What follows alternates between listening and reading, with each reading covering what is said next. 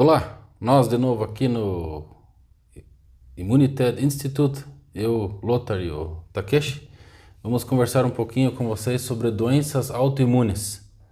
Você tem alguma doença autoimune? Você conhece alguém que tenha ou tem interesse em aprender mais sobre doença autoimune? Então, continue no vídeo.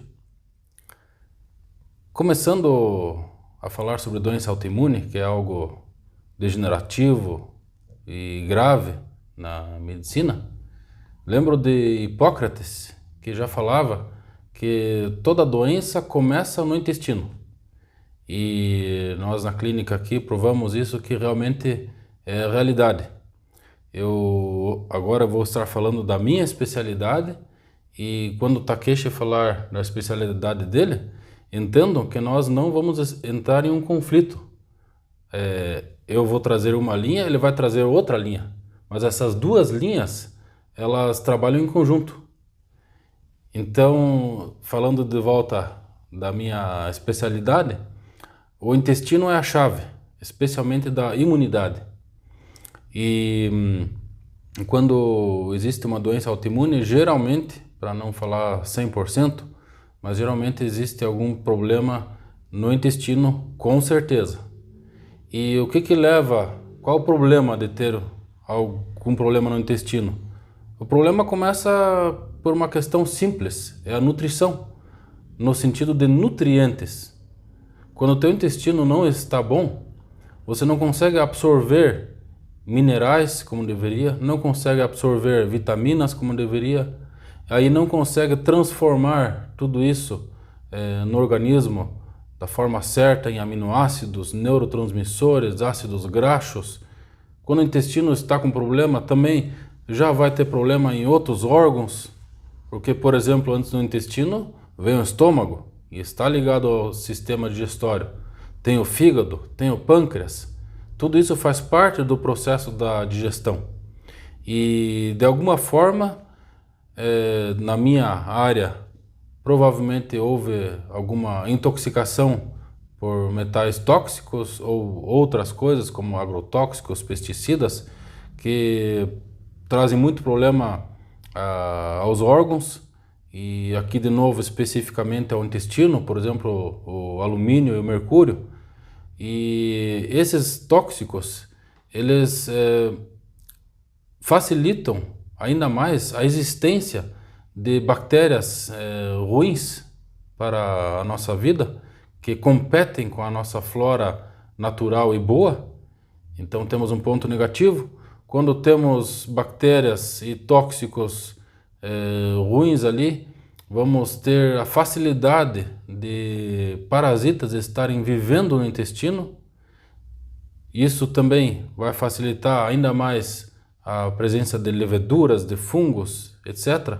Então você começa a perceber como tudo está conectado e como o intestino realmente é a chave do problema, especialmente quando falamos de problemas crônicos, autoimunes ou qualquer, um câncer, por exemplo, que não é autoimune.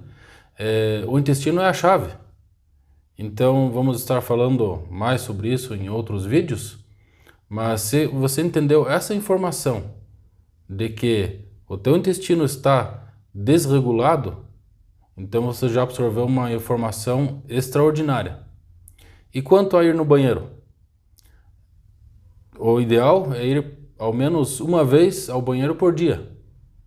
Mas isso também não significa que então teu intestino está bom. Precisa ver, por exemplo, qual a densidade de suas fezes. Inclusive existe uma tabela chamada tabela Bristol, que faz uma classificação de fezes, literalmente. Então, só as fezes intermediárias da tabela que são as fezes saudáveis. E ainda assim precisa ser verificado mais detalhes. Por exemplo, você pode ter uma diarreia por causa de um parasita que provoca diarreia. Mas se você tiver um parasita que provoca constipação, então, juntando as duas coisas, pode ser que tuas fezes possam aparecer normais. E na verdade não estão. Estão aparentemente normal, mas tem um parasita promovendo diarreia e outro segurando, constipando. Então você pode perceber como existem vários fatores. E então também queria deixar a palavra para o Takeshi falar um pouquinho da parte mental de conflitos. O que isso tem a ver com doenças autoimunes? Tem alguma coisa a ver com questão mental? Com certeza. Sem perceber, mais processos de comunicação entre o seu cérebro e o seu corpo acontecem do que os seus pensamentos processados racionalmente. Então, toda a comunicação emocional, entenda, a comunicação entre a linguagem do nosso cérebro e o nosso corpo é puramente emocional. Não é uma comunicação objetiva que acontece por palavras, como nós estamos fazendo aqui, por exemplo. Então, essas emoções se transformam, se codificam em pulsos elétricos no seu sistema nervoso, que vão para todos os tecidos, todos os órgãos de forma diferente. É como exatamente a linguagem de comunicação interna de computadores, que vai desde uma simples calculadora até os computadores mais potentes que nós temos hoje. Dito isso, sobre doenças autoimunes, quando você tem o desenvolvimento de uma patologia dessas, existe um pequeno leque de conflitos emocionais responsáveis pela estimulação e, posteriormente, a criação dessas doenças, dessas patologias que são condições clínicas muito mais complexas. Então, voltando um pouquinho na parte de conflitos emocionais, conflitos psicológicos, causadores de doenças autoimunes, nós temos, como se fala, variantes, nuances diferentes que têm interpretações próximas, mas variam de pessoa para pessoa. Por exemplo, doenças envolvendo sintomas musculares, dor, falta de potência muscular, que vai gerar, assim, na falta de força, são gerados por conflitos geralmente ligados a entendimentos de feriu a sua capacidade. Por exemplo, um trabalho que você não deu conta, seja escolar ou seja um trabalho físico ou uma atividade esportiva na qual você falhou, pode gerar um problema de cunho muscular. Agora, na variante autoimune, geralmente são conflitos mais severos, que envolvem conflitos de identidade, alguma coisa que você entenda, nossa, aquilo me destruiu. Esse é a variante, a variação de conflito mais comum para a origem de doenças autoimunes. Outra nuance muito presente é quando você fica encurralado. Situações em que, por exemplo, você não pode fugir daquela situação ou precisa fazer algo que não queria. Vamos dar um exemplo prático? Uma pessoa que trabalha com contabilidade, chega o chefe, chega o patrão e te dá uma ordem, ó, sabe aquela situação? Dá um jeito, faz um cambalacho ali para sonegar imposto e você não quer. Isso fere a sua moral, isso fere os seus princípios. Se você fica sofrendo continuamente e de forma intensa com isso, meu Deus, se me pegarem, eu posso ser preso, posso perder minha licença, posso perder emprego, minha carreira.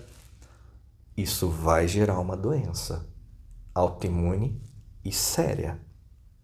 Enfim, se vocês entenderam até aqui, eu vou passar para o Lothar clarificar um pouquinho mais de como é feito os primeiros passos de tratamento para esses casos?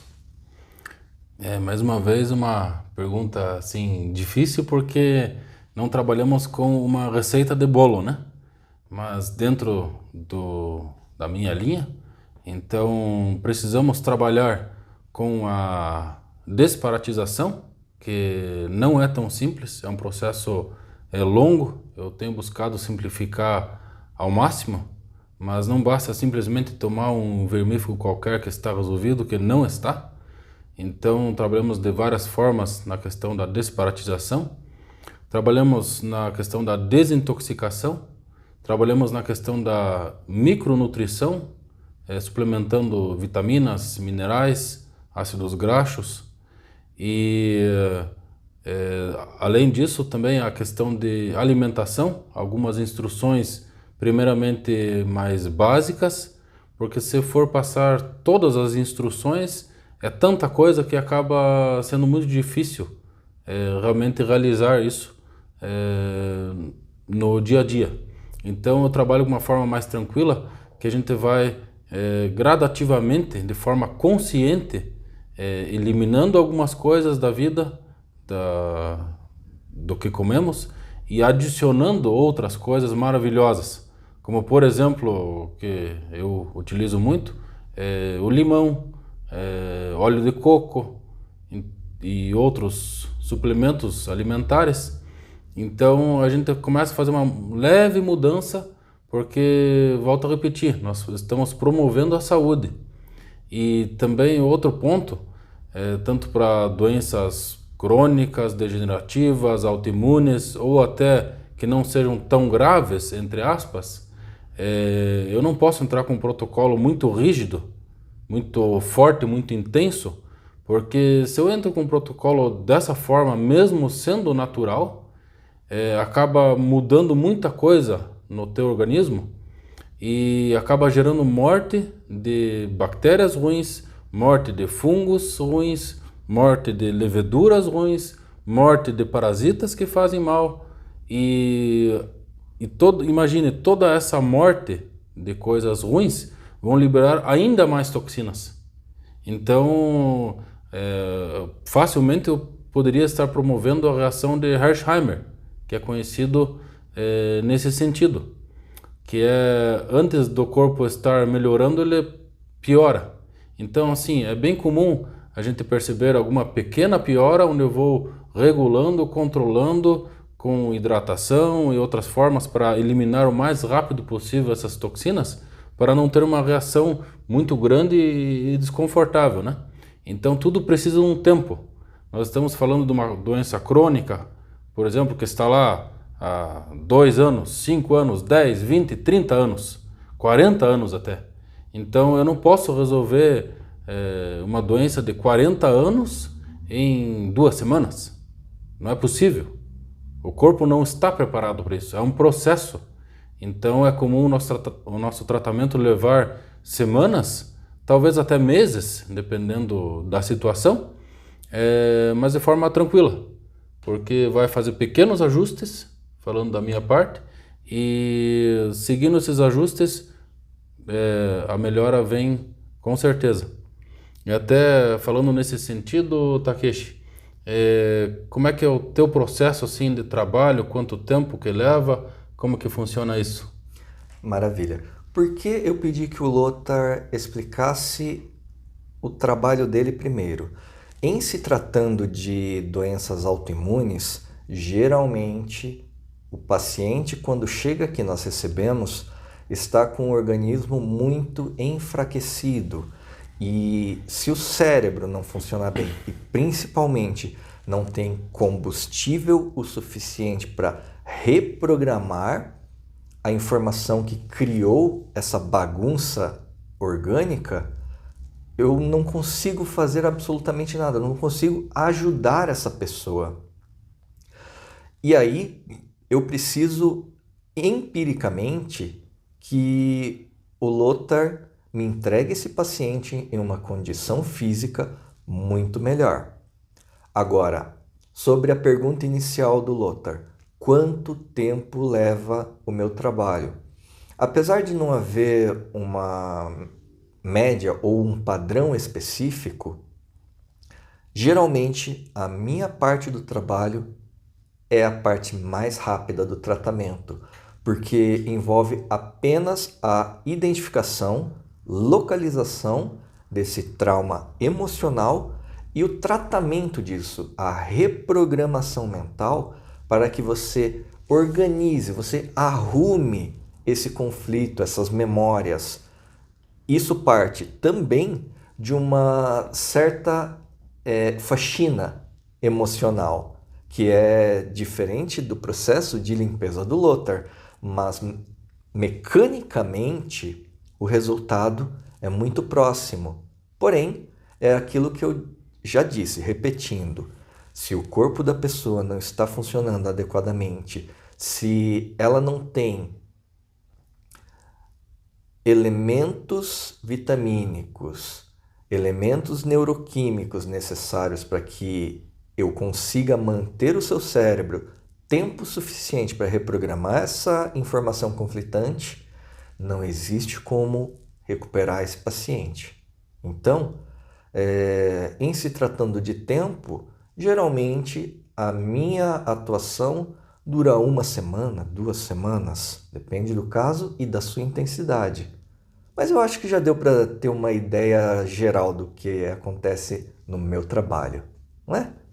Ok, então esperamos que tenha gostado desse vídeo e se inscreva no canal e também dê um like se gostou e nos encontramos nos próximos vídeos. Se você teve alguma dúvida e gostaria de consultar essa situação conosco, escreva nos comentários ou clica no link aqui embaixo na descrição. Muito obrigado. Obrigado, tchau, tchau.